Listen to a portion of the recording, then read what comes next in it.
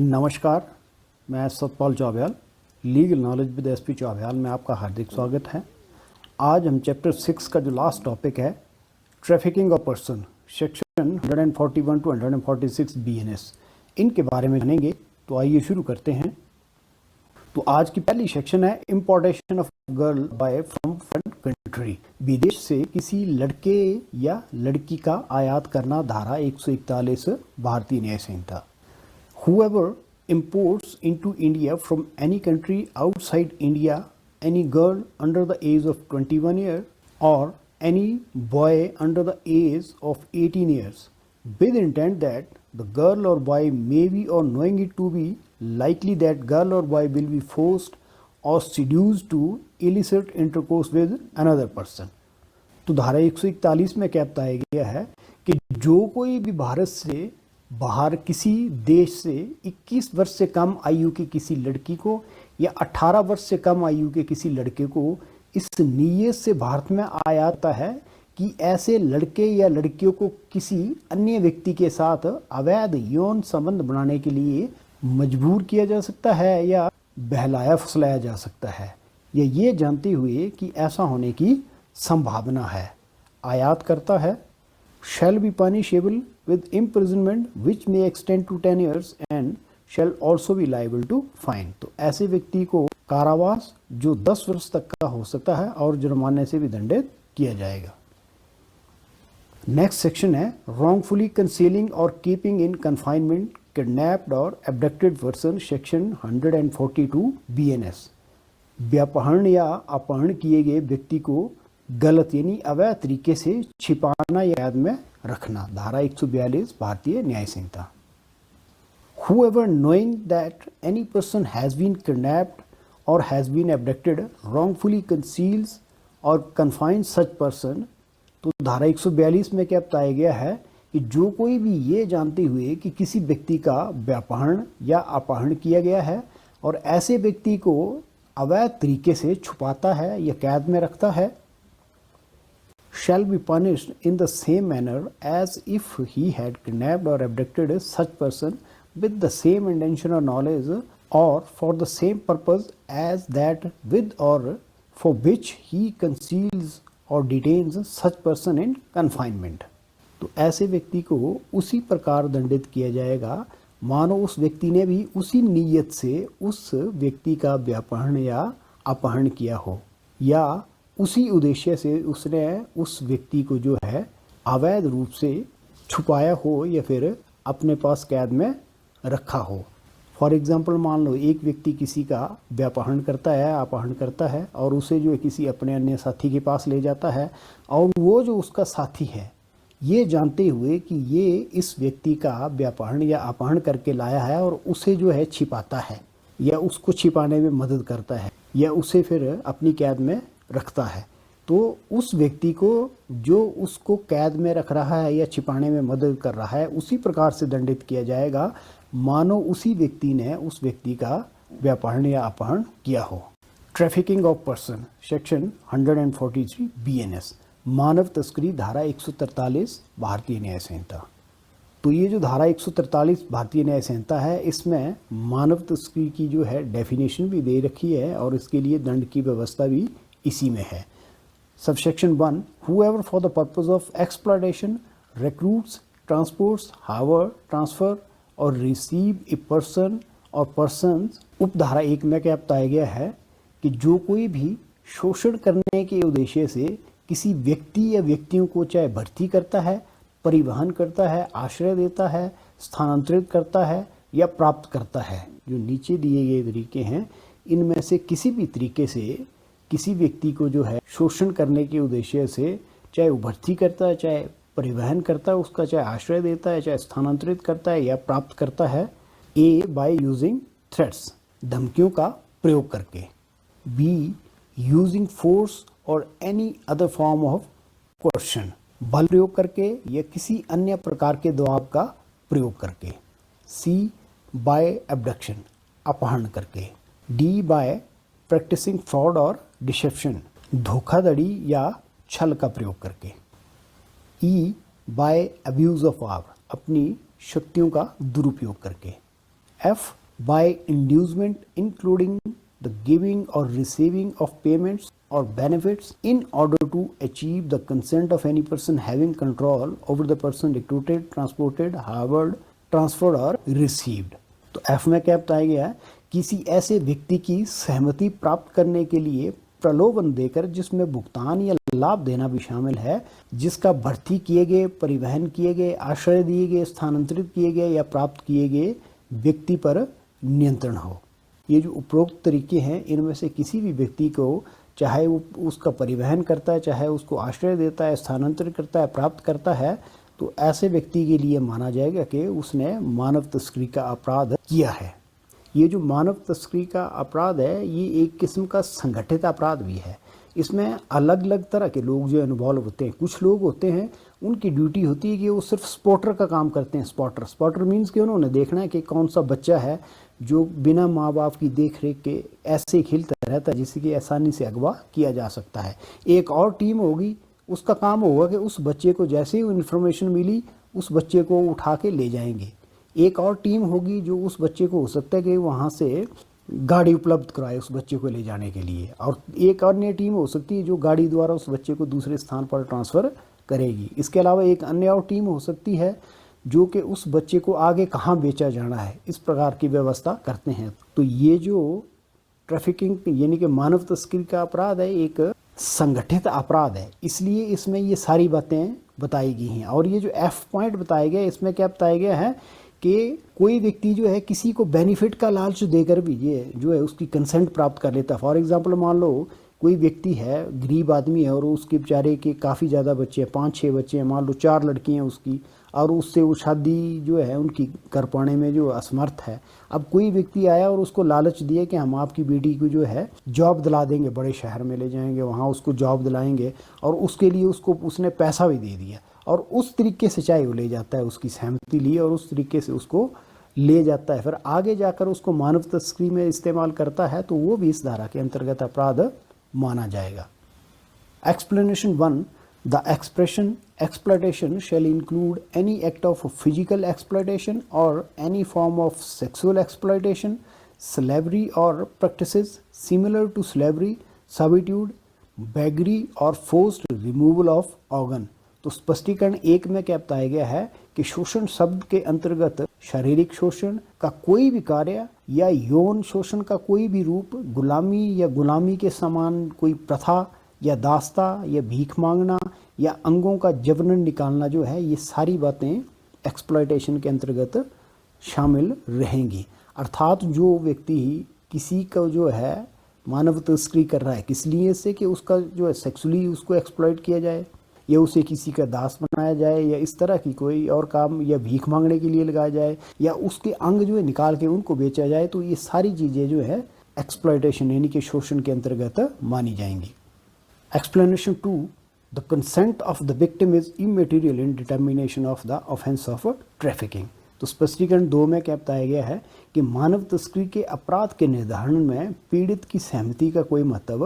नहीं है, कि कोई अपराधी ये नहीं बोल सकता कि पीड़ित ने सहमति दी थी तभी मैं उसको लेके गया था भी, तो उसकी सहमति कोई मायने नहीं रखती है। अर्थात अगर पीड़ित ने सहमति भी दी होगी तब भी वो इस धारा के अंतर्गत जो दोषी है उसको सजा मिलेगी ही मिलेगी, वो इस बात का बहाना नहीं ले सकता है। Subsection 2. Whoever commits the offence of trafficking shall be punished with rigorous imprisonment for a term which shall not be less than 7 years, but which may extend to 10 years and shall also be liable to fine। तो उपधारा 2 में क्या बताया गया है कि जो मानव तस्करी का अपराध करेगा उसे कठोर कारावास जो 7 साल से कम नहीं होगा किंतु 10 साल तक का हो सकता है और जुर्माने से भी दंडित किया जाएगा। Subsection 3. Where the offence involves the trafficking of more than one person, it shall be punishable with rigorous imprisonment for a term which shall not be less than 10 years, but which may extend to imprisonment for life and shall also be liable to fine। तो उपधारा 3 में क्या बताया गया है कि मानव तस्करी का ऐसा अपराध जिसमें एक से अधिक व्यक्ति की जो मानव तस्करी की गई हो, तो ऐसे में कठोर कारावास जो 10 वर्ष से कम नहीं होगा किंतु आजीवन कारावास तक का हो सकता है और जुर्माने से भी दंडित किया जाएगा।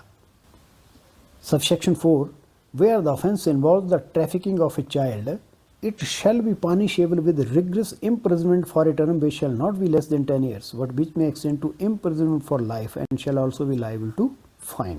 तो उपधारा 4 में क्या बताया गया है कि अगर कोई किसी बच्चे की मानव तस्करी करेगा तो ऐसे व्यक्ति को कठोर कारावास जो 10 वर्ष से कम नहीं होगा किंतु आजीवन कारावास तक का हो सकता है और जुर्माने से भी दंडित किया जाएगा। Subsection 5, where the offence involves the trafficking of more than one child, it shall be punishable with rigorous imprisonment for a term which shall not be less than 14 years, which may extend to imprisonment for life and shall also be liable to fine. तो उपधारा 5 में क्या बताया गया है कि जहां एक से अधिक बच्चे की मानव तस्करी की जाती है, मतलब ऐसा अपराध जिसमें एक से अधिक बच्चों की मानव तस्करी की गई हो, तो ऐसे में कठोर कारावास जो 14 साल से कम नहीं होगा किंतु आजीवन कारावास तक का हो सकता है और जुर्माने से भी दंडित किया जाएगा। Subsection 6, if a person is convicted of the offence of trafficking of a child on more than one occasion, then such person shall be punished with imprisonment for life, which shall mean imprisonment for the remainder of that person's natural life and shall also be liable to fine. तो उपधारा 6 में क्या बताया गया है कि किसी व्यक्ति को एक से अधिक बार जो है मानव तस्करी के अपराध के लिए अगर दंडित किया गया है, फॉर एग्जांपल मान लो एक व्यक्ति ने जो है पहले मानव तस्करी का अपराध किया और उससे सजा हो गई, फिर वो बाहर आ गया दोबारा से, फिर उसने जो है मानव तस्करी का अपराध किया है, उस परिस्थिति में जो है उसे आजीवन कारावास, जिसका मतलब है कि उसका बाकी का जो प्राकृतिक जीवन है वो जेल में ही गुजरेगा, से दंडित किया जाएगा और उसे जुर्माने से भी दंडित किया जाएगा। Subsection 7, when a public servant or a police officer is involved in the trafficking of any person, then such a public servant or police officer shall be punished with imprisonment for life, which shall mean imprisonment for the remainder of that person's natural life and shall also be liable to fine. तो उपधारा 7 में क्या बताया गया है कि अगर कोई लोक सेवक या कोई पुलिस अधिकारी जो है मानव तस्करी के अपराध में सम्मिलित पाया जाता है, तो ऐसे जो पब्लिक सर्वेंट है, लोक सेवक है या जो पुलिस अधिकारी है, उसे आजीवन कारावास, जिसका मतलब है कि उसकी बाकी का जो सारा प्राकृतिक जीवन है वो जेल में ही गुजरेगा और जुर्माने से भी दंडित किया जाएगा। तो ये जो लोक सेवक हैं, ये जो पुलिस ऑफिसर हैं, इनकी ड्यूटी जो है मानव तस्करी को रोकना है, और अगर यही इसमें शामिल हो जाएंगे तो इसके लिए उनको बड़े कड़े दंड का प्रावधान किया गया, अर्थात उनको जो है जो आजीवन कारावास मिलेगा, जिसका मतलब ये है कि बाकी की जो उनका जो प्राकृतिक जीवन है वो फिर वो जेल में गुजरेगा और इसके अलावा जुर्माने से भी उन्हें दंडित किया जाएगा। Exploitation of traffic person, section 144 BNS, मानव तस्करी के शिकार हुए व्यक्ति का शोषण, धारा 144 BNS। Subsection 1, whoever knowingly or having reason to believe that a child has been trafficked engages such child for sexual exploitation in any manner, तो उपधारा 1 में क्या बताया गया है कि जो कोई भी जानबूझकर या ये विश्वास करने का कारण रखते हुए कि किसी बच्चे की तस्करी की गई है, ऐसे बच्चे को किसी भी प्रकार से यौन शोषण के लिए इस्तेमाल करता है, shall be punished with rigorous imprisonment for a term which shall not be less than 5 years, which may extend to 10 years and shall also be liable to fine. तो ऐसे व्यक्ति को कठोर कारावास जो 5 साल से कम नहीं हुआ किंतु 10 वर्ष तक का हो सकता है और जुर्माने से भी दंडित किया जाएगा। अर्थात उपधारा 1 में क्या बताया गया है कि किसी बच्चे की मानव तस्करी की गई है और दूसरे व्यक्ति को इस बात की जानकारी है कि ये जो बच्चा है मानव तस्करी के द्वारा लाया गया है, फिर भी उसका जो है वो यौन शोषण करता है, उसे सेक्सुअली एक्सप्लॉइट करता है, तब ऐसे व्यक्ति को कम से कम 5 साल और अधिक से अधिक जो है 10 साल तक के कारावास और जुर्माने से दंडित किया जाएगा। Subsection 2, whoever knowingly or having reason to believe that a person has been trafficked engages such person for sexual exploitation in any manner। तो उपधारा 2 में क्या बताया गया है कि जो कोई भी जानबूझकर या ये विश्वास करने का कारण रखते हुए कि किसी व्यक्ति की तस्करी की गई है, ऐसे व्यक्ति को किसी भी प्रकार के यौन शोषण के लिए इस्तेमाल करता है, shall be punished with rigorous imprisonment for a term which shall not be less than 3 years but which may extend to 7 years and shall also be liable to fine। तो ऐसे व्यक्ति को कठोर कारावास जो 3 साल से कम नहीं होगा किंतु 7 वर्ष तक का हो सकता है और जुर्माने से भी दंडित किया जाएगा। नेक्स्ट सेक्शन है habitual dealing in slaves, section 145 BNS, दासों का आदतन व्यापार करना, धारा 145 BNS। ये जो आदतन व्यापार करना क्या होता है कि उस काम को व्यक्ति बार बार करता है, एक बार नहीं मतलब अधिक बार करता है, तो उसको बोलते हैं कि वो उस काम को करने का आदी है। Whoever habitually imports, exports, removes, buys, sells, traffics और deals in slaves। तो धारा 145 में क्या बताया गया है कि जो कोई भी आदतन दासों को चाहे आयात करता है, निर्यात करता है, स्थानांतरण करता है, उनकी खरीद करता है, बिक्री करता है, तस्करी या व्यापार करता है, shall be punished with imprisonment for life or with imprisonment of either discretion for a term not exceeding 10 years and shall also be liable to fine। तो ऐसे व्यक्ति को आजीवन कारावास या दोनों में से किसी भांति का कारावास जो 10 वर्ष से अधिक नहीं होगा और जुर्माने से भी दंडित किया जाएगा। नेक्स्ट सेक्शन है unlawful compulsory labour, section 146 BNS, गैर कानूनी अनिवार्य श्रम, धारा 146 भारतीय न्याय संहिता।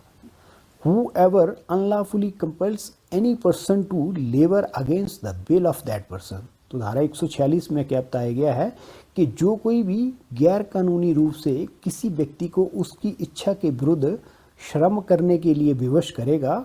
shall be punished with imprisonment of either discretion for a term which may extend to 1 year or with fine or both। तो ऐसे व्यक्ति को दोनों में से किसी भांति के कारावास जो 1 साल तक का हो सकता है या जुर्माना या दोनों से दंडित किया जाएगा। ये जो गैर कानूनी अनिवार्य श्रम ये क्या होगा, फॉर एग्जांपल मान लो किसी व्यक्ति को बिना किसी प्रकार का वेतन या सुख सुविधा दिए हुए उस व्यक्ति से उसकी इच्छा के विरुद्ध काम करवाना, तो उसको बोलेंगे हम गैर कानूनी अनिवार्य श्रम। तो आज के लिए इतना ही। अगर ये मेरा लेक्चर आपको अच्छा लगा हो तो प्लीज़ इसे लाइक कर दें, शेयर कर दें और मेरे चैनल को सब्सक्राइब कर दें। अगर आपका इस संदर्भ में कोई प्रश्न हो तो वो भी आप मुझे भेज सकते हो और मैं उसका यथाशीघ्र जो उत्तर देने का प्रयास करूँगा। धन्यवाद।